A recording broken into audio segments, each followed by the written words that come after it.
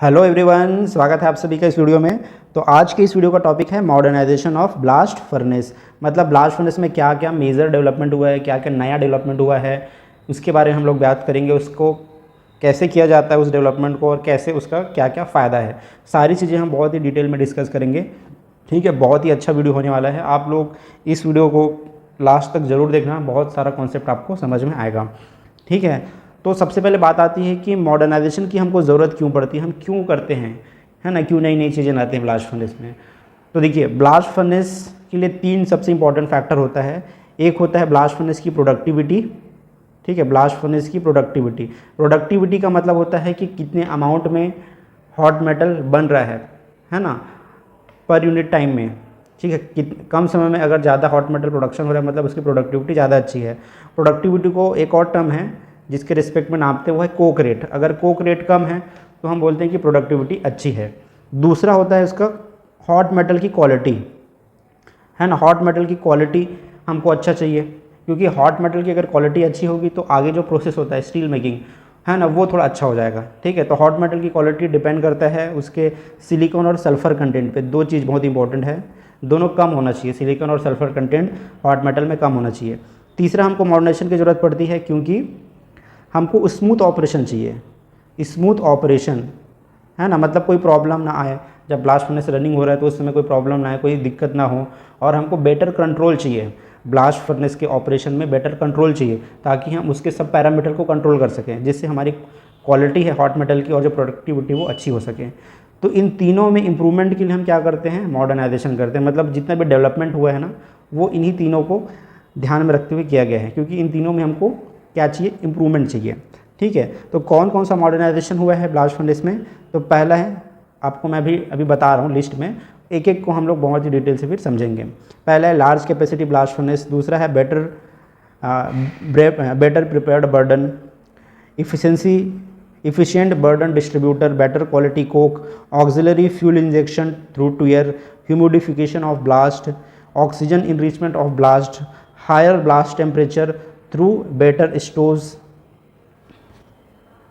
Blast furnace gas injection through the stack, और lime dust injection through tuyere. ठीक है, तो ये मेजर मॉडर्नाइजेशंस हैं। चलिए एक एक को हम बहुत ही डिटेल में अब समझते हैं। ठीक है, पहला है लार्ज कैपेसिटी ब्लास्ट फर्नेस। इसका मतलब क्या हो रहा है, क्या बोलना चाह रहे हैं कि ब्लास्ट फर्नेस की कैपेसिटी जितनी ज़्यादा होगी ना, उसका रनिंग कॉस्ट और उसका कैपिटल कॉस्ट उतना ही कम लगेगा। ठीक है, जैसे एग्जांपल के लिए मैं बता रहा हूँ, मान के चलो मेरे पास एक सिंगल ब्लास्ट फर्नेस है, जी हाँ, जहाँ से जो है प्रोडक्शन है 5000 टन पर डे, है ना। एक मेरे पास ब्लास्ट फर्नेस है जिसका प्रोडक्शन क्या है, 5000 टन पर डे है। और वहीं किसी और कंपनी के पास मान के चलो 1000 टन पर डे कैपेसिटी का 5 फर्नेस है। ठीक है, मतलब दोनों की कैपेसिटी सेम है, लेकिन ये सिंगल ब्लास्ट फर्नेस है और ये 5 अलग अलग ब्लास्ट फर्नेस है। तो किस केस में आपको रनिंग कॉस्ट और कैपिटल कॉस्ट ज़्यादा लगेगा। तो सिंपल सी बात है कि जो 5 ब्लास्ट फर्नेस है ना, उसमें आपको ज़्यादा कैपिटल कॉस्ट और रनिंग कॉस्ट लगेगा, है ना। देखो, प्रोडक्शन तो दोनों का सेम है, बट जो कॉस्ट लगेगा, है ना, जो रॉ मटेरियल पे जो कॉस्ट लगेगा, उसको रनिंग करने में, बाकी जो आप उसको कंट्रोल करने में जो भी पैसा लगाओगे, ठीक है, तो वो इसमें ज़्यादा लगेगा 5 ब्लास्ट फर्नेस को चलाने में। ठीक है, इसका मतलब ये है कि अगर बड़ा साइज़ का ब्लास्ट फर्नेस है तो ज़्यादा अच्छा है। ठीक है, तो पहले क्या होता था, बहुत छोटे छोटे फर्नेस आते थे, पहले के प्लांट जो थे छोटे थे, तो वहाँ पे छोटा ब्लास्ट फर्नेस आता था। लेकिन अभी के समय में देखोगे, जितना भी बड़े जो मेजर स्टील प्लांट हैं, इंटीग्रेटेड स्टील प्लांट, वहाँ पे जितने पुराने ब्लास्ट फर्नेस है उसको बंद करके नया बड़ा साइज़ का ब्लास्ट फर्नेस इंस्टॉल किया जा रहा है। ठीक है, जैसे मेजर एग्जाम्पल के लिए भिलाई स्टील प्लांट है, वहाँ पर अभी सबसे बड़ा ब्लास्ट फर्नेस बनाया गया है, जिसको महामाया बोलते हैं, नाम रखा गया है ना। वहाँ का कैपेसिटी काफ़ी ज़्यादा है ना। और वहीं जो पुराने ब्लास्ट फर्नेस है, वहाँ पर सबको मतलब तोड़ के नया ब्लास्ट फर्नेस बनाया जा रहा है। ठीक है, तो अगर ब्लास्ट फर्नेस जितना ज़्यादा बड़ा होगा, वहाँ से आपको मतलब प्रोडक्टिविटी भी ज़्यादा मिलेगी और कॉस्ट ऑफ प्रोडक्शन भी कम होगा। ठीक है, जैसे पहले जो है ना, जो मतलब प्रोडक्टिविटी है, पहले कितना होता था, 0.8 to 1 टन पर मीटर क्यूब पर डे का प्रोडक्टिविटी होता था, है ना। मतलब पर डे कितना होता था, 0.8 to 1 टन, है ना, पर मीटर क्यूब जो वॉल्यूम है उसके रिस्पेक्ट में। लेकिन अभी जो प्रोडक्टिविटी कितना बढ़ चुका है, 2.5 टन पर मीटर क्यूब पर डे। तो प्रोडक्टिविटी लगातार बढ़ते जा रही है, क्योंकि हम लार्ज ब्लास्ट फर्नेस का इस्तेमाल कर रहे हैं। अब जैसे जैसे हम लार्ज कैपेसिटी का ब्लास्ट फर्नेस का यूज़ करते हैं ना, काफ़ी और चीज़ों को ध्यान रखना पड़ता है, वो है क्वालिटी ऑफ रॉ मटेरियल। अब देखिए ब्लास्ट फर्नेस जितना ज़्यादा बड़ा होगा ना, उतनी अच्छी क्वालिटी का आपको रॉ मटेरियल चाहिए, ठीक है, क्योंकि अगर रॉ मटेरियल की क्वालिटी में थोड़ा बहुत दिक्कत हुआ, प्रॉब्लम हुआ, तो आपका बड़ा फर्नेस नहीं चल पाएगा। जैसे फॉर एग्जांपल के लिए कोक का ले लेते हैं, अगर कोक की क्वालिटी अच्छी नहीं है, ठीक है, कोक का जो स्ट्रेंथ है वो कम है। अब देखिए ब्लास्ट फर्नेस बहुत बड़े साइज़ का है, इसका मतलब क्या है, कोक को बहुत ज़्यादा बर्डन संभाल के रखना पड़ेगा, है ना। जैसे आपको पता है कि कोक ही क्या होता है, जो पूरा बर्डन होता है, जो वेट होता है ब्लास्ट फर्नेस का, उसको संभाल के रखता है। अगर इसका स्ट्रेंथ कम हुआ और कैपेसिटी लार्ज है, ब्लास्ट फर्नेस बहुत बड़ा है, तो ये वेट को सहन नहीं कर पाएगा कोक, और क्या हो जाएगा, टूट जाएगा। टूटने से परमेबिलिटी कम हो जाएगी, और जैसे ही ब्लास्ट फर्नेस की परमेबिलिटी कम हुई, ब्लास्ट फर्नेस काम नहीं कर सकता।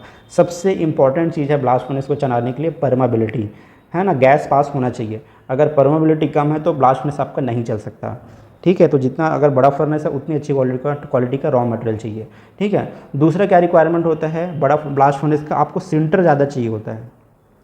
जितना ज़्यादा बड़ा फर्नेस होगा ना, उतना ज़्यादा सिंटर का अमाउंट लगेगा, ठीक है। आजकल तो बहुत जो सबसे बड़ा ब्लास्ट फर्नेस है वहाँ पे आयरन और लंप चार्ज नहीं किया जाता है। कई जगह ऐसा भी है कि आयरन और लंप का इस्तेमाल नहीं करते हैं, पूरा का पूरा सिंटर पे चलता है, क्योंकि जितना ज़्यादा बड़ा फर्नेस होगा उतना ज़्यादा आपको क्या चीज़ स्ट्रेंथ चाहिए। तो आयरन और जो लंप होता है ना, उसका स्ट्रेंथ कम होता है, लेकिन जो सिंटर होता है ना, उसका स्ट्रेंथ अच्छा होता है, रिड्यूसिबिलिटी अच्छी होती है। इन सब क्वालिटी के कारण आपको सिंटर की ज़रूरत ज़्यादा पड़ेगी, ठीक है। तो आपको बड़ा फर्नेस बैठाने के लिए क्या करना पड़ता है, सिंटर भी आपको ज़्यादा बड़ा चाहिए, है ना। तो एग्लोमरेशन प्रोसेस का प्लांट अलग से लगाना ज़रूरी है। उसके बाद अगर ब्लास्ट फर्नेस की कैपेसिटी ज़्यादा है तो उसके साथ साथ जो गैस क्लीनिंग सिस्टम है, जो स्टोव है ना, उसकी भी कैपेसिटी बढ़ाना पड़ेगा। उसके साथ साथ जो भी अलग जो है जो हैंडलिंग सिस्टम होता है, उसकी भी कैपेसिटी बढ़नी चाहिए। लैडल वगैरह है, सबका कैपेसिटी क्या होता है, बढ़ाया जाता है उस हिसाब से, ठीक है। यहाँ पे कुछ इंपॉर्टेंट पैरामीटर्स ये आप देख सकते हो। ये आपका स्मॉल फर्नेस का है, ये मीडियम और ये लार्ज फर्नेस का है। तो देखो नंबर ऑफ़ ट्यूअर्स कितना है, स्मॉल में केवल 24 होते हैं, जबकि लार्ज में 42 ट्यूअर्स होते हैं, है ना। जो प्रोडक्शन है वो यहाँ का देखो 12,350 है पर डे का, जो प्रोडक्शन है 12,350 टन पर डे। इसका 7,000 है, इसका 3,300 है, ठीक है। तो इसका लगभग 4th टाइम है, 4 गुना ज़्यादा है, ठीक है। तो जो लार्ज फर्नेस होगा वहाँ से आपको ज़्यादा प्रॉफिट है, लार्ज ब्लास्ट फर्नेस से प्रोडक्शन में। दूसरा है मॉडर्नाइजेशन, बेटर कोक क्वालिटी। अब देखो कोक के बारे में ऑलरेडी मैंने बहुत कुछ आप लोगों को बताया है, कोक का मैंने अलग से वीडियो भी बनाया है ना, रॉ मटेरियल के बारे में। उसके बाद कोक का जो इंस्पेक्शन होता है, क्वालिटी इंस्पेक्शन, उसके बारे में भी मैंने पूरा डिटेल वीडियो बनाया है। तो वहाँ से आपको काफ़ी कुछ समझ में आ गया होगा कि कोक क्यों ज़रूरी है, अच्छा क्वालिटी का कोक हमको ज़रूरी क्यों है। क्योंकि कोक का बहुत सारे फंक्शन होता है। सबसे बड़ा जो फंक्शन होता है एज ए रिड्यूसिंग एजेंट होता है ये, ठीक है। एज ए रिड्यूसिंग एजेंट मतलब कोक ही जब बर्न होता है तो क्या बनता है, CO बनता है, CO2 से CO बनता है। ये CO ही है जो मेन रिड्यूसिंग एजेंट है, ठीक है। दूसरा क्या करता है, कोक पूरे बर्डन को संभाल कर रखता है, क्योंकि जो बोश रीजन होता है ब्लास्ट फर्नेस का, वहाँ पे सारा रॉ मटेरियल फ्यूज़ हो चुका होता है, केवल कोक ही सॉलिड फॉर्म में होता है। तो कोक ही पूरे बर्डन को संभाल के रखता है, परमेबिलिटी प्रोवाइड करता है, एज ए फ्यूल इस्तेमाल होता है, ठीक है। तो कोक जो है ना हार्ट होता है, ब्लास्ट फर्नेस का दिल होता है। अगर हार्ट ही अच्छा नहीं हुआ तो क्या होगा, कोई भी हो अच्छा काम नहीं कर पाएगा। तो वही ब्लास्ट फर्नेस का भी है, ठीक है। अच्छी क्वालिटी का कोक की ज़रूरत पड़ती है, और जितना बड़ा ब्लास्ट फर्नेस होगा उतना अच्छी क्वालिटी का चाहिए, ठीक है। फिर क्वालिटी कोक की क्वालिटी के साथ कॉम्प्रोमाइज़ नहीं किया जा सकता। अब कोक जो होता है ना, सबसे इंपॉर्टेंट रॉ मटेरियल है और सबसे महंगा भी है ना। सबसे हाईएस्ट कॉस्ट होता है, लगभग 20 से 30% जो कॉस्ट होता है ना, जो प्रोडक्शन कॉस्ट, वो कोक का ही रहता है। 20 से 30% जो पैसा कोक में चला जाता है, ठीक है। तो हमेशा ये कोशिश किया जाता है कि कोक कंजप्शन कम हो, है ना। तो इसलिए जितना भी मॉडर्नाइजेशन आगे हम जो पढ़ेंगे ना, सब में ये कोशिश किया गया है कि हमको कोक कंजप्शन कम करना है। अगर हम कोक कंजप्शन कम कर लेते हैं तो काफ़ी पैसा हम बचा सकते हैं, ठीक है। तो अगर कोक की क्वालिटी अगर अच्छी नहीं हुई तो क्या क्या प्रॉब्लम आ सकता है, तो सिंपल सी बात है, एक क्या प्रॉब्लम आ सकता है, परमेबिलिटी अच्छी नहीं मिलेगी। परमेबिलिटी अच्छी नहीं मिली तो ब्लास्ट फर्नेस आपका रन नहीं कर पाएगा, ठीक है। और उसमें स्टैग्नेंट जोन बन जाएगा बीच में। अगर अच्छी क्वालिटी का कोक नहीं हुआ तो स्टैग्नेंट जोन बन जाता है बीच में, जिसको डेड मैन जोन बोलते हैं। वो आपका ज़्यादा बड़ा बनेगा, थर्मल इम्बैलेंस होगा, ठीक है। और फ्लो ऑफ जो मटेरियल है वो भी अच्छा नहीं हो पाएगा, क्योंकि कोक ही है जो परमेबिलिटी प्रोवाइड करता है गैस को ऊपर ले जाने के लिए, और ऊपर जो मेटल बन रहा है उसको नीचे लाने के लिए परमेबिलिटी प्रोवाइड करता है। तो वो भी प्रॉपर नहीं हो पाएगा, ठीक है। तो ये सब प्रॉब्लम आएंगी। अब ब्लास्ट फर्नेस परफॉर्मेंस 3 चीज़ पर डिपेंड करता है, जैसे मैंने बताया था ना, कोक कंजप्शन हो गया, आयरन आउटपुट का क्वालिटी क्या है और ईज़ ऑफ ऑपरेशन क्या है। तो इसमें कोक कंजप्शन बहुत इंपॉर्टेंट महत्व रखता है। कोक की क्वालिटी प्रॉपर चेक किया जाता है कि केमिकल कॉम्पोजिशन क्या है, कोक का ऐश कंटेंट उसमें कम होना चाहिए, है ना, फिक्स्ड कार्बन ज़्यादा होना चाहिए, कोक की रिएक्टिविटी कैसी है, कोक की रिएक्टिविटी बहुत हाई भी नहीं होनी चाहिए और बहुत लो भी नहीं होनी चाहिए, है ना, प्रॉपर साइज़ का होना चाहिए कोक जो है, ठीक है, 40 से 80 mm के बीच रखते हैं, बट कंसिस्टेंट साइज़ का होना चाहिए जो कोक है वो, ठीक है, ये सारी चीज़ें डिपेंड करती है। चलिए अब नेक्स्ट देख लेते हैं। नेक्स्ट मॉडर्नाइजेशन है बर्डन प्रिपरेशन। बर्डन प्रिपरेशन का मतलब क्या है, जो रॉ मटेरियल है ना उसका प्रिपरेशन, जो आप रॉ मटेरियल डाल रहे हो वो अच्छी क्वालिटी का हो, क्वालिटी मतलब अच्छे से प्रिपेयर किया गया हो, है ना। बर्डन प्रिपरेशन में मेन आता है आपका एग्लोमेरेशन प्रोसेस। क्या आता है? Agglomeration process. अब देखिए बर्डन प्रिपरेशन में सबसे ज़्यादा सुधार हुआ है, अगर पहले के कंपेयर में अभी के बात करें ना, तो सबसे ज़्यादा सुधार ना बर्डन प्रिपरेशन में हुआ है और दूसरा बर्डन डिस्ट्रीब्यूशन में हुआ है, क्योंकि दोनों अफेक्ट करता है ब्लास्ट फर्नेस की परमेबिलिटी को, ठीक है। हमको अच्छी क्वालिटी का बर्डन चाहिए, बर्डन मतलब होता है रॉ मटेरियल चाहिए, ठीक है। तो बर्डन मटेरियल में सबसे ज़्यादा इंपॉर्टेंट होता है एग्लोमेरेशन, है ना। जैसे पहले क्या होता था, एग्लोमेरेशन वगैरह नहीं होता था तो हम केवल आयरन और लंप चार्ज करते थे, लेकिन अभी एग्लोमेरेशन प्रोसेस आ गया है, सिंटरिंग और पैलेटाइजेशन, तो हम जो फाइंस होता है उसका इस्तेमाल करते हैं और सिंटर बनाते हैं। और सिंटर का अभी मैंने इंपॉर्टेंस बताया था, स्ट्रेंथ अच्छा होता है, रिड्यूसिबिलिटी अच्छी होती है इसका, है ना, इस कम्पेयर टू आयरन और लंप। और सुपर फ्लक्स्ड सिंटर का एक और फ़ायदा होता है कि ये कोक रेट को भी कम करता है, ठीक है। तो ये है। इसके अलावा बर्डन प्रिपरेशन में आपका साइजिंग वगैरह भी आता है, क्योंकि प्रॉपर साइज़ में आपको सारा रॉ मटेरियल डालना है जो भी साइज़ का रिक्वायरमेंट है। जैसे आयरन और 10 से 40 mm होना चाहिए, कोक जो है 40 से 80 mm होना चाहिए, तो वो साइजिंग वगैरह भी बर्डन प्रिपरेशन में आ जाता है, ठीक है। तो अलग से वीडियो तो मैंने ऑलरेडी बनाया हुआ है ट्रीटमेंट ऑफ आयरन ओर का, ठीक है।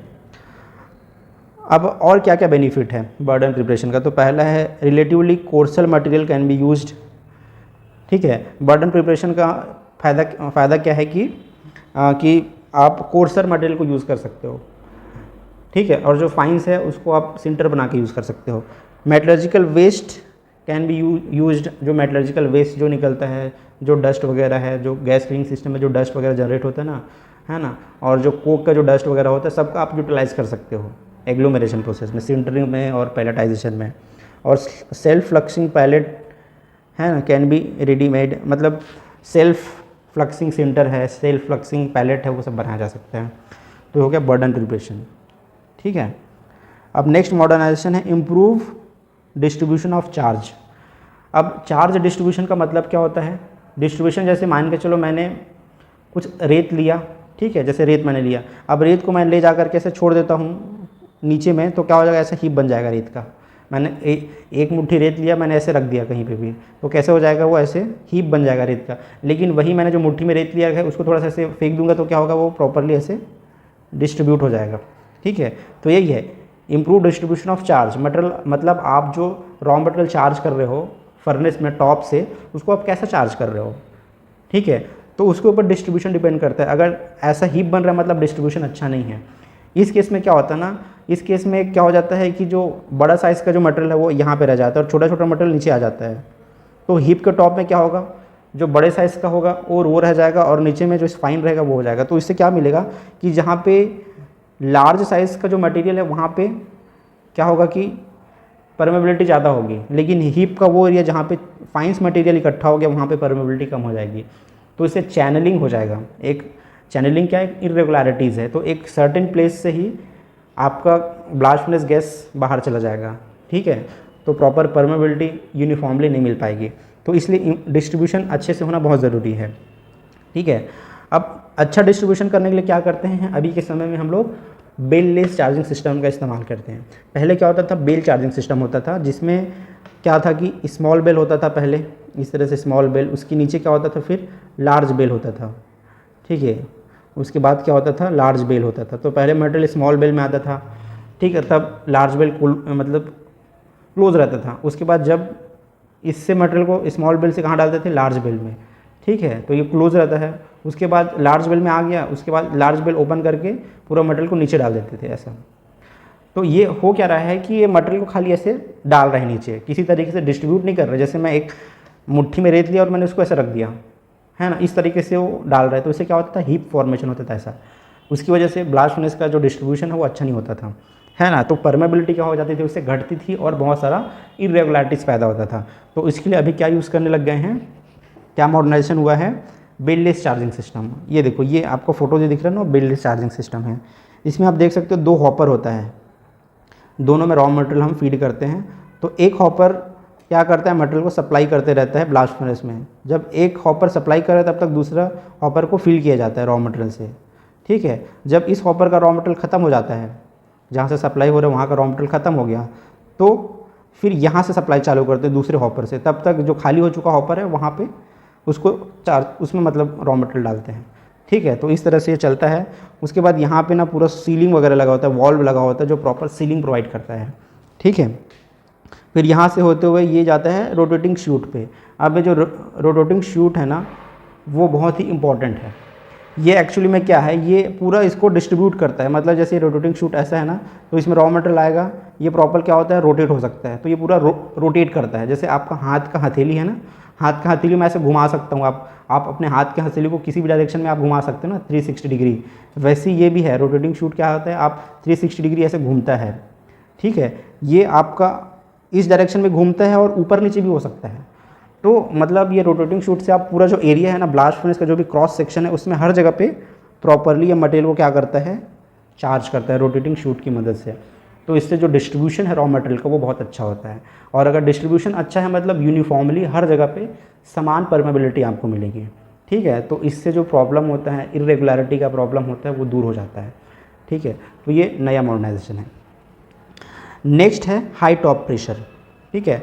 अब टॉप प्रेशर होता क्या है, टॉप प्रेशर मतलब होता है increase in the furnace gas pressure is known as high top pressure, ठीक है। जैसे ये ब्लास्ट फर्नेस है, तो ब्लास्ट फर्नेस के ऊपर में जो गैस का जो प्रेशर होता है, अब देखो यहाँ तक थ्रोट रीजन तक हम क्या करते हैं, मटेरियल चार्ज करते हैं, उसके बाद भी बीच में खाली जगह होता है। तो वहाँ पे जो गैस का जो प्रेशर होता है ना ऊपर लेवल में, उसको हम बोलते हैं हाई टॉप प्रेशर, ठीक है। तो हाई टॉप प्रेशर कैसे अप्लाई करते हैं, तो हाई टॉप प्रेशर अप्लाई करने के लिए आपका जो चार्जिंग डिवाइस होता है ना वो बहुत इंपॉर्टेंट रखता है। पहले जैसे बेल चार्जिंग सिस्टम होता था, तो वहाँ पे प्रेशर अप्लाई करना बहुत मुश्किल होता था, क्योंकि वहाँ पे एक बेल ओपन करना है, फिर दूसरा बेल ओपन करना है, ठीक है, ऐसा था। तो वहाँ पे उतना प्रेशर अप्लाई नहीं हो पाता था, क्योंकि आपको ओपन कर रहे हो बेल्स को, तो प्रेशर रिलीज़ हो जाता था। बट अभी क्या है, जो बेललेस चार्जिंग सिस्टम है ना, वहाँ पे प्रॉपर जो टॉप प्रेशर देना आसान हो गया है। जैसे यहाँ पे देखो प्रॉपर सीलिंग होता है, तो यहाँ पे बहुत अच्छे से टॉप प्रेशर मेंटेन किया जाता है, ठीक है। अब कितना टॉप प्रेशर देते हैं, तो ऊपर में जो टॉप प्रेशर आज के समय में आप अप्लाई करते हैं 3 kg पर सेंटीमीटर स्क्वायर, ये इतना टॉप प्रेशर अप्लाई करते हैं। हो सकता है कहीं ब्लास्ट फर्नेस में इससे ज़्यादा भी टॉप प्रेशर अप्लाई करते हों। पहले क्या होता था, पहले के ब्लास्ट फर्नेस में बिल्कुल भी कोई टॉप प्रेशर वाला कॉन्सेप्ट नहीं था, है ना। सीधा गैस जो आता था वो सीधा बाहर निकल जाता था, किसी तरीके से गैस को रोकने की कोशिश नहीं करते, सीधा बाहर निकल जाता था। लेकिन धीरे धीरे देखा गया कि जब हम इस गैस को रोकते हैं ज़्यादा समय तक फर्नेस के अंदर, तो उससे बहुत सारे फ़ायदे दिखते हैं, है ना। तो इसकी वजह से ये कॉन्सेप्ट आया कि हमको गैस को रोकना है अंदर में, मतलब प्रेशर बना के रखना है, ठीक है। अब देख लेते हैं क्या क्या बेनिफिट है हाई टॉप प्रेशर का।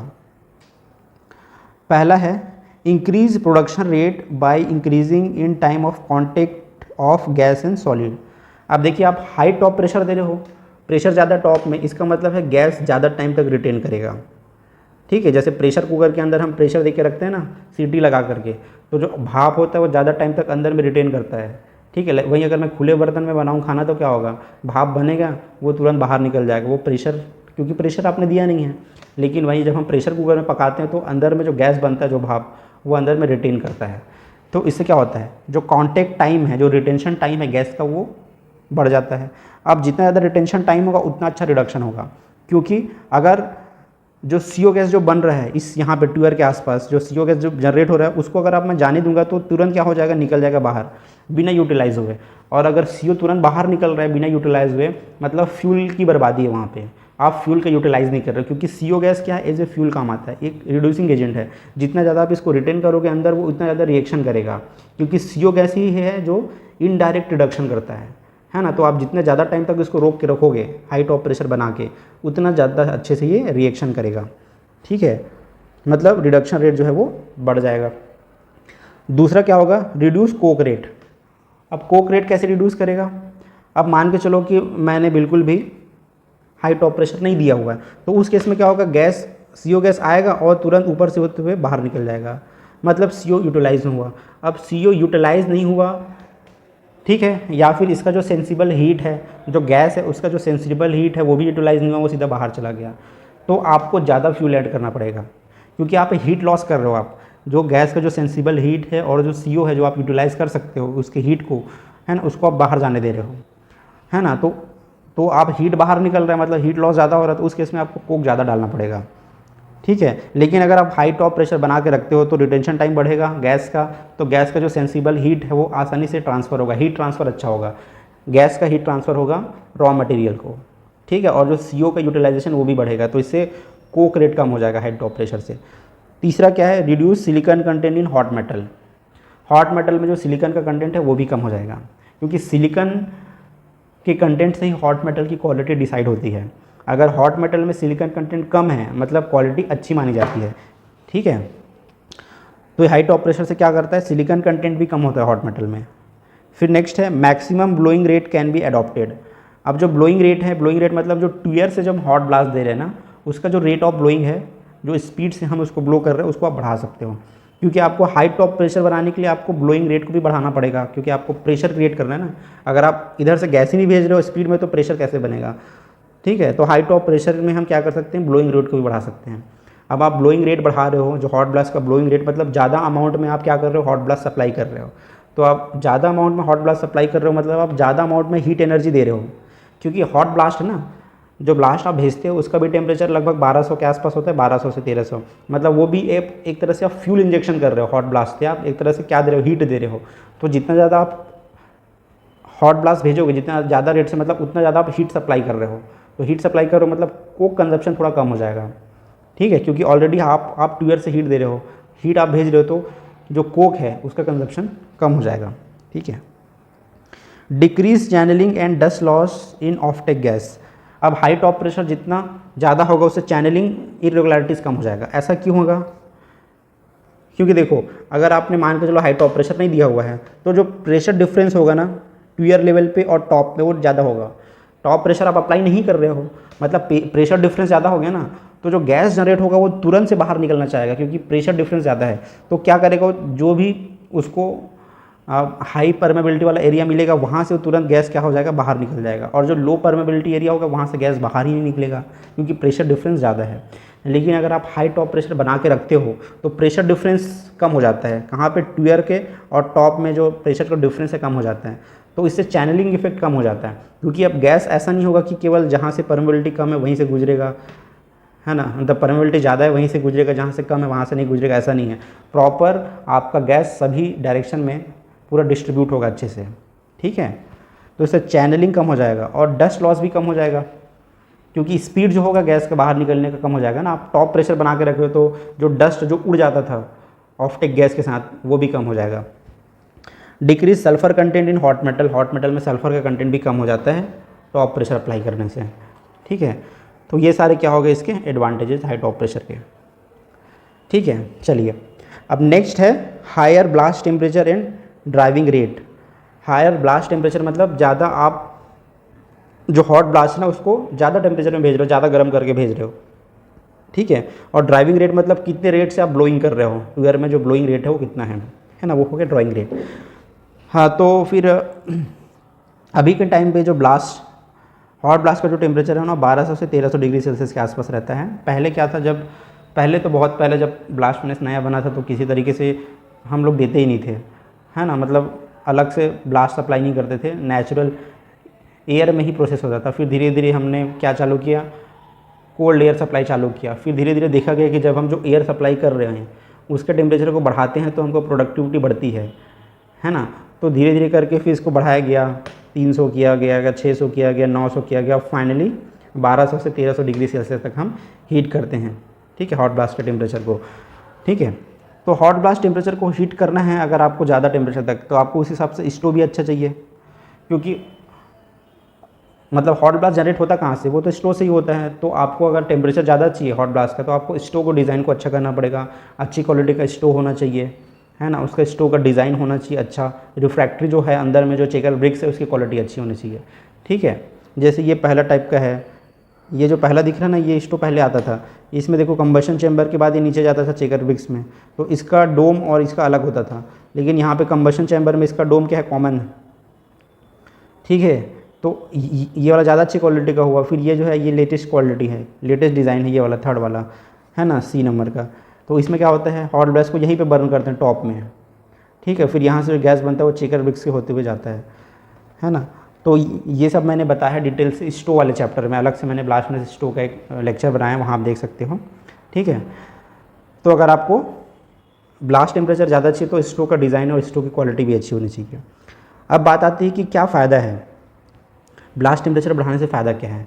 अब देखिए, ब्लास्ट टेम्परेचर आप बढ़ा रहे हो मतलब आप जो हीट है वो ज़्यादा भेज रहे हो, मतलब ज़्यादा हीट इनपुट हो रहा है ट्यूबर से। तो हीट इनपुट अगर ज़्यादा हो रहा है तो आपका फ्यूल कंजप्शन कम हो जाएगा, क्योंकि अब कोक की आवश्यकता कम पड़ेगी, ठीक है। देखिए, कोक को तो आप रिप्लेस कभी नहीं कर सकते। कोक, देखो कोक का मैंने अलग अलग फंक्शन बताया था ना। तो कोक का सबसे मेन फंक्शन क्या होता है कि वो पूरे बर्डन को सहन करके रखता है, परमेबिलिटी प्रोवाइड करता है। दूसरा फंक्शन एज ए फ्यूल, तो एज ए फ्यूल के रूप में जो उसका कंजप्शन हो रहा है उसको हम कम कर सकते हैं, ठीक है।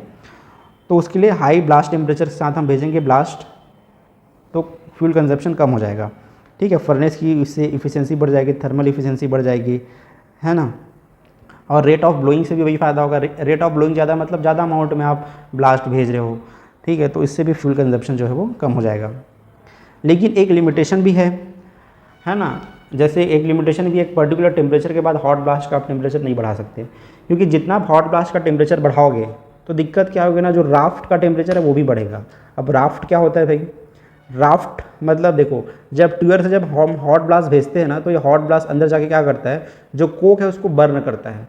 तो कोक जो है ना ट्यूबर के पास पूरा क्या होता है, बर्न होता है, जलता है।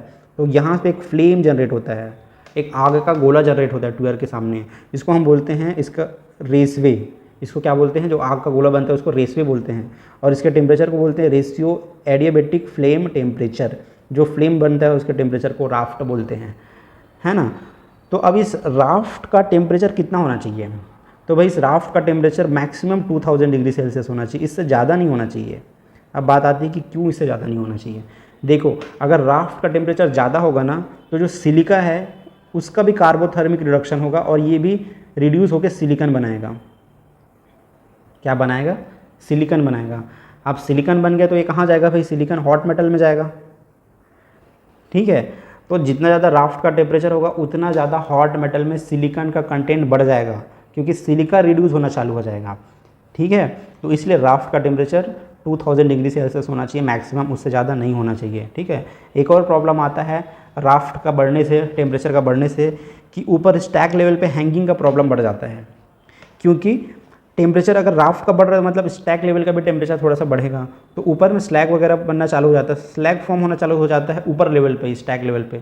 और वो स्लैग क्या करता है ना, आपस में चिपकाने का काम करता है, रॉ मटेरियल को चिपका लेता है। चिपकाने से हैंगिंग और स्कैफोल्डिंग का प्रॉब्लम हो सकता है, ठीक है। तो क्या बताया मैंने अभी कि एक लिमिट के बाद आप हॉट ब्लास्ट का टेम्परेचर बढ़ा नहीं सकते हो, क्योंकि उसको बढ़ाओगे तो राफ्ट का टेम्परेचर बढ़ेगा, है ना। राफ्ट का टेम्परेचर आपका 2400 से 2500 डिग्री सेल्सियस जा सकता है, जो कि डेट्रीमेंटल है, सही नहीं है, ठीक है। तो इसको कम कैसे किया जाए, क्योंकि हमको तो हॉट ब्लास्ट टेम्परेचर बढ़ाना है। तो देखिए, इसको प्रॉपर मैनेज कैसे करते हैं, बाय ह्यूमिडिफिकेशन। ह्यूमिडिफिकेशन का मतलब क्या होता है, जो ट्यूबर से हम हॉट ब्लास्ट भेज रहे हैं उसमें कुछ अमाउंट में मॉइस्चर भेजें, कुछ अमाउंट में पानी ऐड करके मॉइस्ट करके उसको भेजें, इसको बोलते हैं ह्यूमिडिफिकेशन। तो जब हम ह्यूमिडिफिकेशन करते हैं ना, तो आप ह्यूमिडिफिकेशन के साथ साथ आप हाई ब्लास्ट टेम्परेचर भेज सकते हो, है ना। आप क्या करेगा, ह्यूमिडिफिकेशन क्यों, मतलब अंदर जाएगा, वाटर जो है अंदर जाएगा तो वो टूटेगा हाइड्रोजन और ऑक्सीजन में, तो ये एक क्या है, एंडोथर्मिक रिएक्शन है, तो ये हीट एब्जॉर्ब करेगा, तो इससे प्रॉपर टेम्परेचर मेंटेन रहेगा, ठीक है। अब देखिए आगे जो मैं अभी बताऊंगा मॉडर्नाइजेशन, उसमें से कौन कौन सा आता है। एक तो हाई ब्लास्ट टेम्परेचर है, फिर पीसीआई इंजेक्शन करते हैं, फिर ऑक्सीजन इनरिचमेंट है और ह्यूमिडिफिकेशन है। इन सब का कॉम्बिनेशन होता है प्रॉपर। जैसे ऑक्सीजन इनरिचमेंट से भी टेम्परेचर बढ़ता है, ऑक्सीजन इनरिचमेंट से टेम्परेचर बढ़ता है, पीसीआई इंजेक्शन में भी एक तरह से टेम्परेचर बढ़ता है, और ह्यूमिडिफिकेशन से टेम्परेचर कम होता है, ठीक है। तो प्रॉपर आपको ऐसा सबको मेंटेन करके चलना है कि राफ्ट का टेम्परेचर 2000 से ज़्यादा ना हो, ठीक है। सब कुछ बेनिफिशियल है, ऑक्सीजन इनरिचमेंट भी बेनिफिशियल है ना, हाई ब्लास्ट टेम्परेचर भी बेनिफिशियल है, ह्यूमिडिफिकेशन भी बेनिफिशियल है, बट सबको एक ऑप्टिमम वैल्यू के साथ करना है, ताकि आपको ऑप्टिमम रिजल्ट मिल सके। ऑप्टिमम रिजल्ट मतलब राफ्ट का टेम्परेचर 2000 से ज़्यादा ना हो। इसके सबको कंबाइन करके, सबको प्रॉपरली कैलकुलेट करके ही करते हैं, ठीक है। नेक्स्ट जो होता है वो ऑक्सीजन इनरिचमेंट है। अब यही कॉन्सेप्ट सेम काम आएगा, राफ्ट टेम्परेचर वाला यहाँ पे भी याद रखना है ना। अब एक चीज़ यहाँ पे और बता दूँ मैं, हाँ ठीक है। नेक्स्ट क्या है, ऑक्सीजन इनरिचमेंट ऑफ ब्लास्ट, ठीक है। अब देखो, आपको पता है कि जो हॉट ब्लास्ट हो एक्चुअली में क्या है, hot blast is nothing but A hot air, बस वो गर्म हवा है। उसको कैसे करते हैं, स्टोव होता है, स्टोव में हम हवा को भेजते हैं, नॉर्मल नेचुरल हवा ही होता है जिसको खींच करके, है ना, खींच करके सक करके किस में भेजते हैं, स्टोव में भेजते हैं, तो नॉर्मल हवा होता है। तो नॉर्मल हवा में क्या होता है, 71% नाइट्रोजन होता है, और नहीं 79% नाइट्रोजन होता है, 21% ऑक्सीजन होता है, ठीक है, यहाँ पे लिखा भी है। तो ये जो नाइट्रोजन है वो किसी काम का नहीं है ना, किसी काम का नहीं है, क्योंकि आप हॉट ब्लास्ट भेज रहे हो, 79% नाइट्रोजन है, तो नाइट्रोजन तो किसी भी रिएक्शन में पार्टिसिपेट करता भी नहीं है, तो बस अंदर जाके वो हीट को लेता है और क्या करता है, बाहर निकल जाता है। मतलब आप नाइट्रोजन को ज़बरदस्ती हीट कर रहे हो, वो कुछ करता वरता है नहीं, है ना, तो नाइट्रोजन फालतू का है। ओके, तो काम का क्या है, केवल 21% ऑक्सीजन है। तो ये सोचा गया कि अगर हम ऑक्सीजन कंटेंट को बढ़ा दें, क्योंकि जो मेन रिएक्शन है उसमें कौन पार्टिसिपेट करता है, ऑक्सीजन ही करता है, क्योंकि ऑक्सीजन ही है जो कार्बन के साथ रिएक्शन करता है और CO2 बनाता है, फिर आगे जा करके ये CO2 कार्बन के साथ रिएक्शन करके CO बनाता है। तो मेन ऑक्सीजन ही है जो कोक को बर्न करता है। तो अगर हम ऑक्सीजन के रेट को बढ़ा दें, ऑक्सीजन इनरिचमेंट कर दें, जो 21% जो नाइट्रोजन है, ऑक्सीजन है, उसको हम लोग बढ़ा के 22, 23, 24, 25 कर दें, तो इससे क्या होगा, फ़ायदा क्या होगा, सिंपल सी बात है, ज़्यादा ऑक्सीजन दोगे तो ज़्यादा अच्छे से कोक जो है वो बर्न होगा, क्योंकि कोक को बर्न करने के लिए ऑक्सीजन चाहिए, ठीक है। तो ये फ़ायदा होगा इससे, है ना। क्या क्या फ़ायदा होगा, थर्मल इफिशिएंसी बढ़ जाएगा फर्नेस का, क्योंकि ज़्यादा बर्न होगा कोक, मतलब ज़्यादा अमाउंट में हीट आपका जनरेट होगा, ठीक है। दूसरा कोक रेट जो है वो कम हो जाएगा, है ना, क्योंकि आप ज़्यादा ऑक्सीजन भेज रहे हो तो जो है वो ज़्यादा अच्छे से जलेगा कोक, तो आपको ज़्यादा हीट मिलेगा, ठीक है, ज़्यादा हीट मिलेगा, मतलब आपको कोक का कंजप्शन कम हो जाएगा। प्रोडक्शन रेट बढ़ जाएगा, इंक्रीज प्रोडक्शन रेट, मतलब क्योंकि देखो, अगर आप ज़्यादा ऑक्सीजन भेज रहे हो मतलब ज़्यादा अमाउंट में एक तरह से जो गैसेस हैं वो जनरेट होगा, CO2 ज़्यादा बनेगा, उसके हिसाब से CO अमाउंट भी ज़्यादा बनेगा, जितना CO बनेगा उतना जल्दी जल्दी रिडक्शन होगा, तो इससे प्रोडक्शन रेट जो है वो बढ़ जाएगा, ठीक है। लेकिन अब यहाँ पे भी एक लिमिटेशन आता है, सेम लिमिटेशन आता है कि अगर आप ऑक्सीजन जितना ज़्यादा भेजते हो ना, जो राफ्ट का टेम्परेचर है वो बढ़ जाता है, क्योंकि ज़्यादा ऑक्सीजन मतलब ज़्यादा टेम्परेचर जनरेट होगा ट्यूअर के सामने का टेम्परेचर ज़्यादा हो जाएगा। तो यहाँ पे भी आपको क्या करना है, बैलेंस करना है प्रॉपर ह्यूमिडिफिकेशन के साथ, है ना। तो आप ऑक्सीजन इनरिचमेंट नहीं कर सकते विदाउट ह्यूमिडिफिकेशन, है ना, और ह्यूमिडिफिकेशन नहीं कर सकते विदाउट ऑक्सीजन इनरिचमेंट, तो सब एक दूसरे से इंटरकनेक्टेड है। तो प्रॉपर ह्यूमिडिफिकेशन के साथ ही हम ऑक्सीजन इनरिचमेंट करते हैं, ठीक है। ऑक्सीजन इनरिचमेंट से काफ़ी फ़ायदा होता है। अगर आप 2% भी ऑक्सीजन इनरिचमेंट कर रहे हो, मतलब 21% से 23% भी कर रहे हो, तो कोक कंजप्शन बहुत कम हो जाता है, और अगर 25% करते हो तो उससे और कोक कंजप्शन कम हो जाता है। लेकिन उसके लेवल के बाद नहीं बढ़ा सकते आप ऑक्सीजन को, क्योंकि उससे कुछ नहीं होगा, राफ्ट का टेम्परेचर बढ़ेगा, जिससे सिलिकॉन कंटेंट बढ़ जाएगा हॉट मेटल में। नेक्स्ट है भाई ह्यूमिडिफिकेशन, ठीक है, बहुत बार आपको अभी मैंने बताया ह्यूमिडिफिकेशन। ह्यूमिडिफिकेशन क्या होता है, आप लोग सुने होंगे ना कि उमस बहुत ज़्यादा है। उमस बरसात में जब गर्मी होता है और गर्मी के बाद जब पहला बारिश होता है तो क्या होता है, बहुत उमस हो जाता है, ह्यूमिडिटी बढ़ जाती है, मतलब हवा में वाटर का लेवल, वाटर का कंटेंट, मॉइस्चर कंटेंट बढ़ जाता है ना, ये है ह्यूमिडिफिकेशन। अब ह्यूमिडिफिकेशन ऑफ ब्लास्ट का मतलब क्या होता है कि जो आप हॉट ब्लास्ट सप्लाई कर रहे हो ट्यूअर से, उसमें थोड़ा सा आप मॉइस्चर ऐड कर दो, है ना, मॉइस्चर ऐड कर दो, इसको बोलते हैं ह्यूमिडिफिकेशन ऑफ ब्लास्ट, ठीक है। ये करते कैसे हैं, तो क्या करते हैं, जो स्टोव में हम जो हवा भेज रहे हैं कोल्ड एयर, उसी में थोड़ा सा स्टीम को मिला देते हैं, स्टीम मतलब भाप मिला देते हैं।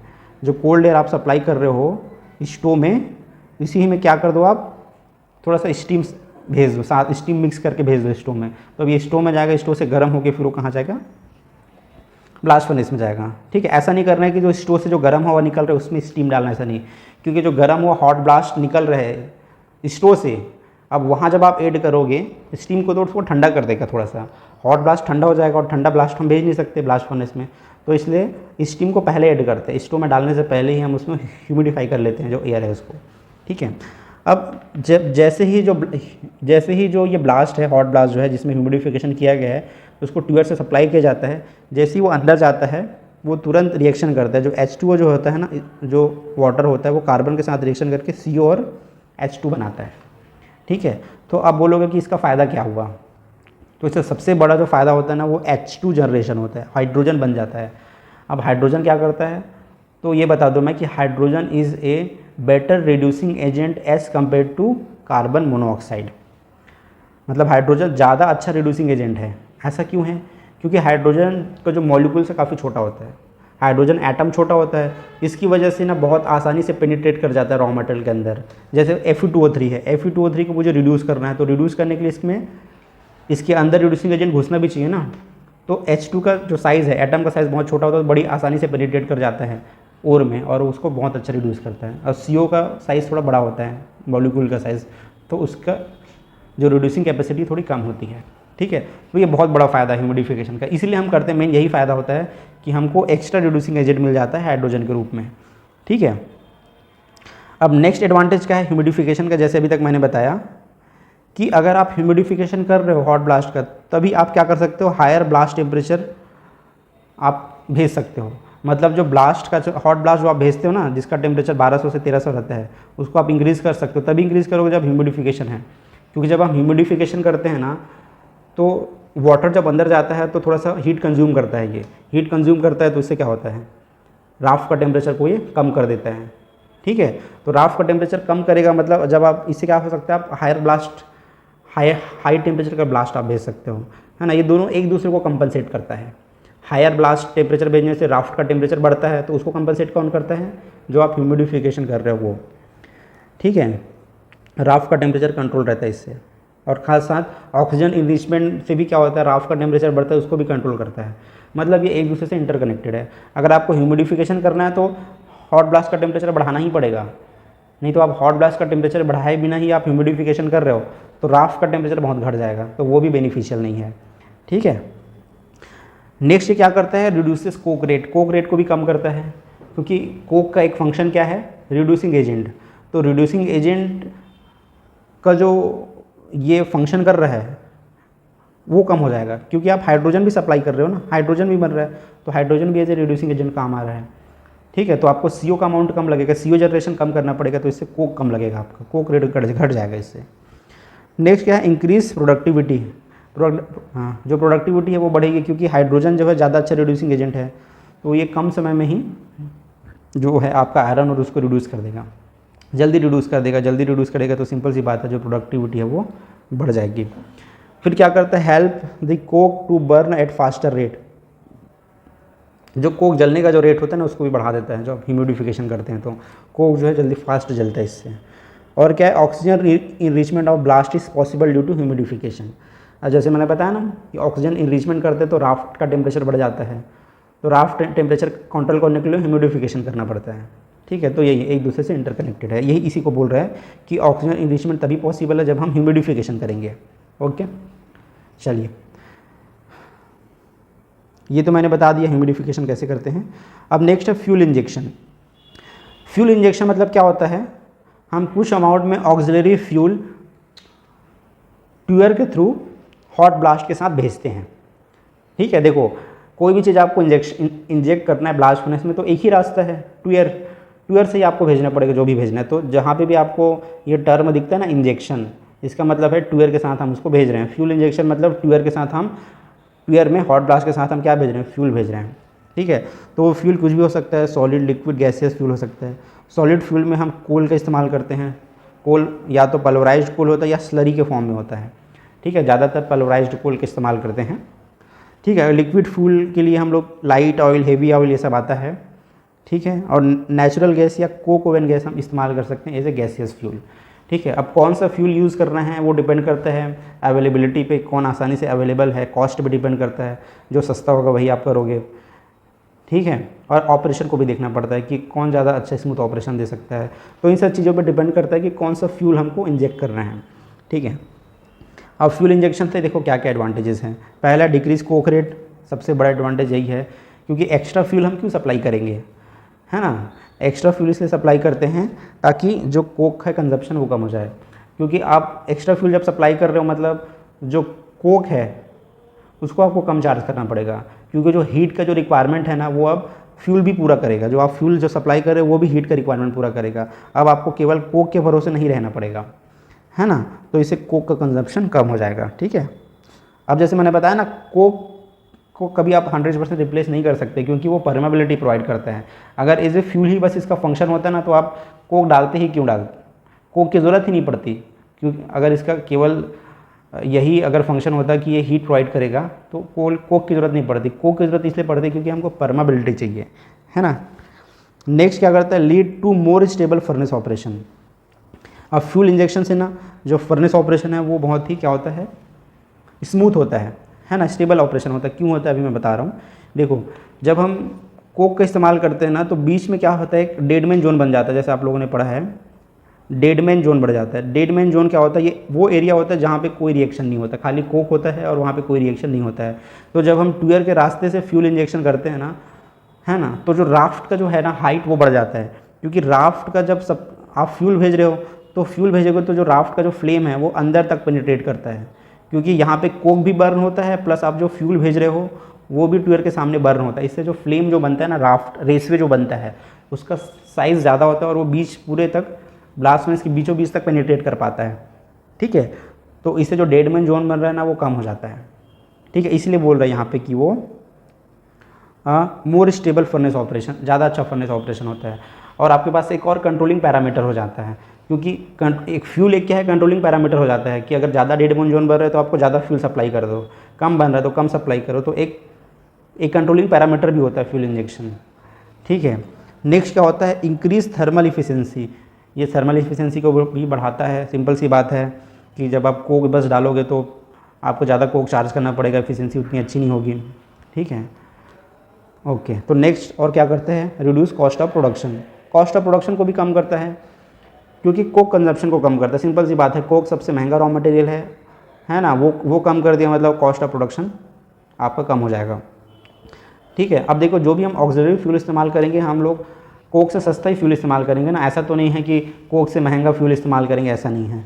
ठीक है, क्योंकि फ्यूल भेजना, फ्यूल इंजेक्शन करना ज़रूरी नहीं है, हम इसलिए भेज रहे हैं क्योंकि हमको क्या चाहिए, प्रॉफिट चाहिए, कोक कंजप्शन हमको कम करना है। नेक्स्ट क्या है, reduce the inactive zone near the furnace wall.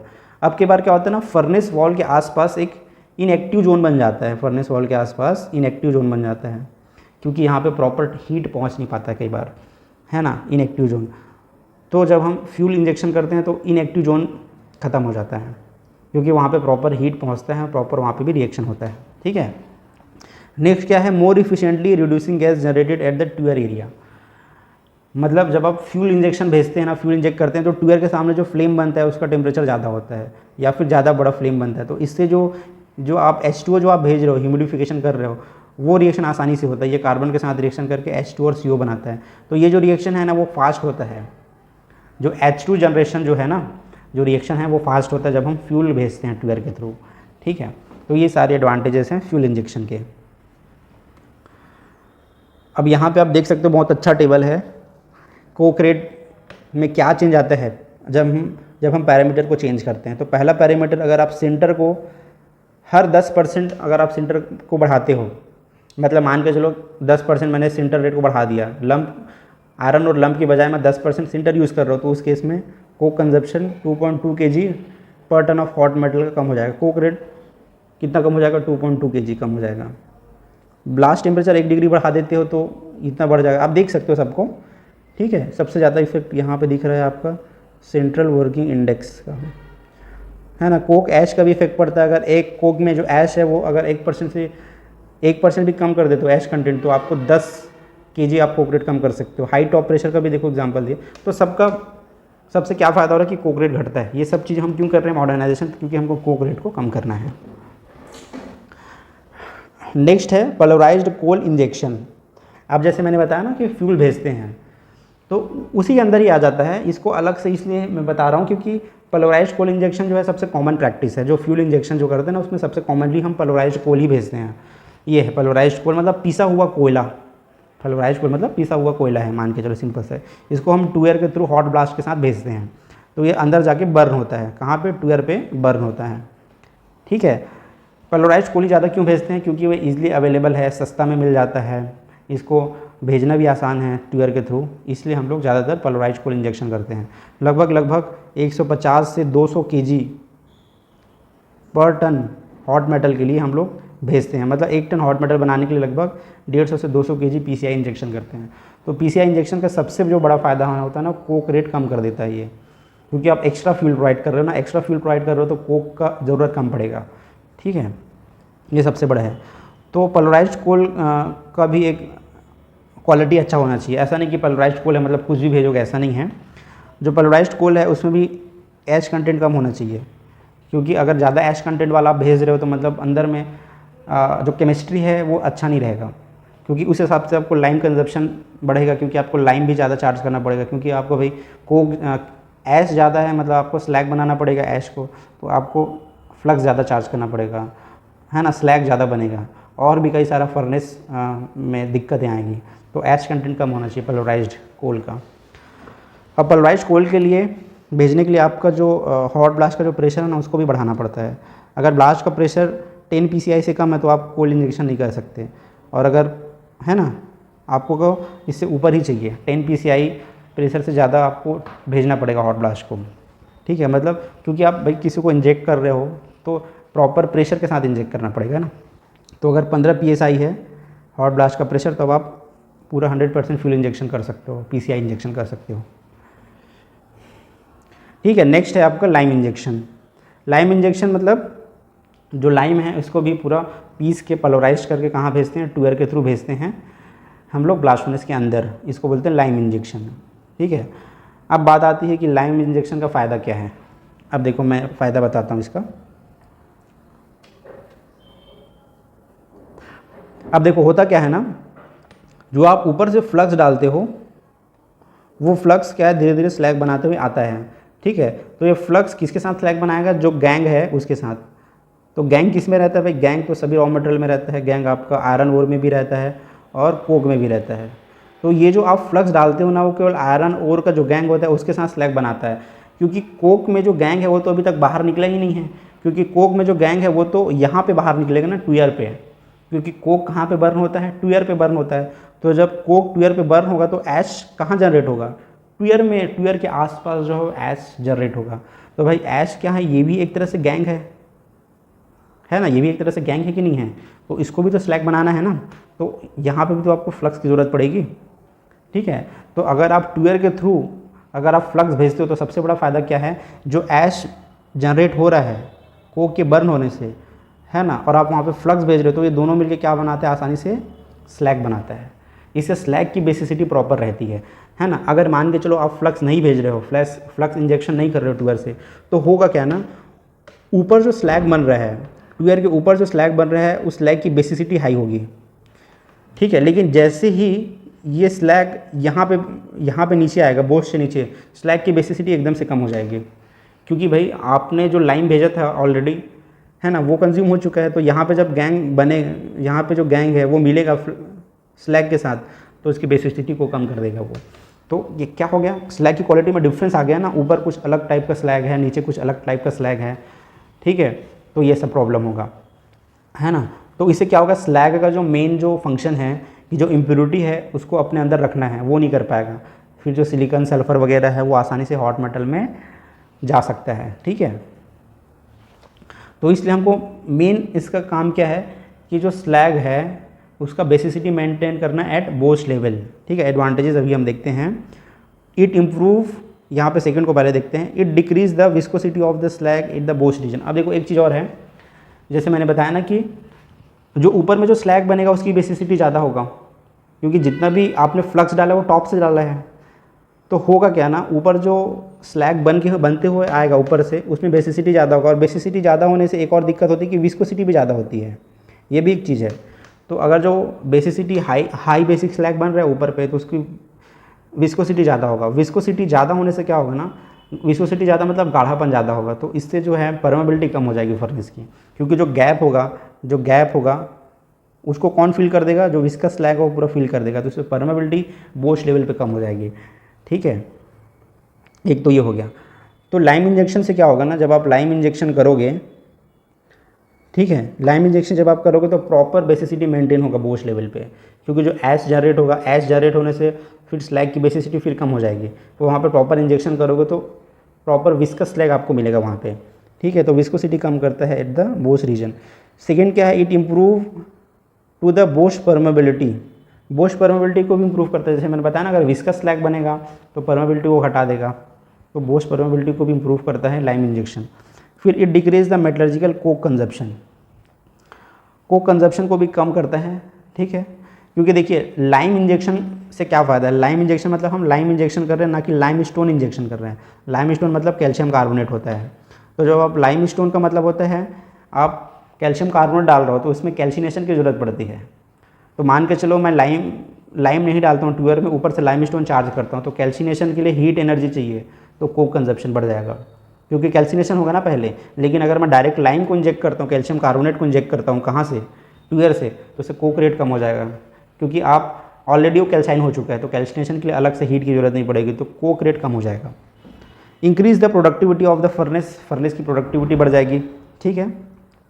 सबसे बेस्ट क्या होता है, लाइम को इंजेक्शन करने का सबसे बेस्ट मेथड क्या होता है ना, कि आप लाइम स्टोन लंप के फॉर्म पे चार्ज ही मत करो, ठीक है। क्या करना चाहिए, सीधा सुपर फ्लक्स सिंटर बनाना चाहिए। सुपर फ्लक्स सिंटर मतलब जितना भी लाइम है आप कहाँ पे इंजेक्ट कर दो, सिंटर में ही ऐड कर दो, अलग से लंप के फॉर्म में मत डालो, ठीक है। क्योंकि आप जब आप लंप के फॉर्म में डालोगे तो आप लाइम स्टोन डालोगे, तो लाइम स्टोन का कैल्शिनेशन होगा तो वो फ्यूल को क्या कर, हीट एनर्जी को ऑब्जॉर्ब करेगा, कोक कंजप्शन बढ़ जाएगा। जब आप सुपर फ्लक्स सिंटर बनाओगे तो ऑलरेडी वो कैल्साइन हो चुका रहेगा आपका जो लाइम स्टोन है, ठीक है। और कुछ अमाउंट में अगर आपको फ्लक्स चार्ज करना है तो आप कहाँ से करो, ट्यूबर से करो। तो इन दो तरीके से अगर आप लाइम इंजेक्शन करते हो तो वो कोक रेट बहुत कम हो जाता है, ठीक है। ये बेस्ट वे है लाइम इंजेक्शन का, लाइम डालने का। फिर ये क्या करता है, decrease hanging and sleeping irregularities. तो हैंगिंग और जो स्लीपिंग इरेगुलरिटीज़ है वो भी कम करता है, ठीक है। क्योंकि आप अलग से फ्लक्स डाल रहे हो तो हैंग होने का चांस कम हो जाएगा, है ना, क्योंकि वो सेंटर में डला हुआ है flux. It control the basicity of the slag and improve the quality of hot metal. अब ये बेसिसिटी को भी कंट्रोल करता है प्रॉपर, क्योंकि बोश लेवल पे जैसे मैंने बताया ऐश कंटेंट बढ़ जाता है, अचानक से ऐश बनता है तो स्लैग की बेसिसिटी अचानक से चेंज हो जाती है। तो प्रॉपर बेसिसिटी कंट्रोल करने के लिए, मेंटेन करने के लिए हमको फ्लक्स उस रीजन पे भेजना पड़ता है। इससे क्या होता है कि ना, जो सल्फ़र है, जो कोक में मेनली क्या होता है, कोक में सबसे ज़्यादा सल्फ़र होता है। जो मेन सल्फ़र आता कहाँ से है, कोक के ऐश से, है ना। तो वहाँ पे लाइम इंजेक्शन से क्या होता है ना, हाई बेसिसिटी स्लैग एक तरह से बनता है, जिससे सल्फ़र कंट्रोल में रहता है, सल्फ़र और सिलिकॉन, ठीक है। चलिए नेक्स्ट मॉडर्नाइजेशन है इसमें, प्री रिड्यूस्ड ओर एज बर्डन। प्री रिड्यूस्ड ओर का क्या मतलब है, प्री रिड्यूस का मतलब है कि जो ओर पहले से रिड्यूस हो चुका है कुछ अमाउंट में, उसको चार्ज करना, इसको बोलते हैं प्री रिड्यूस्ड ओर। अब देखो होता क्या है, जब हम ब्लास्ट फर्नेस में चार्ज करते हैं आयरन ओर को, तो आपको पता होगा कि सबसे पहले क्या होता है, इनडायरेक्ट रिडक्शन होता है ना। सबसे पहले क्या होता है, इनडायरेक्ट रिडक्शन होता है।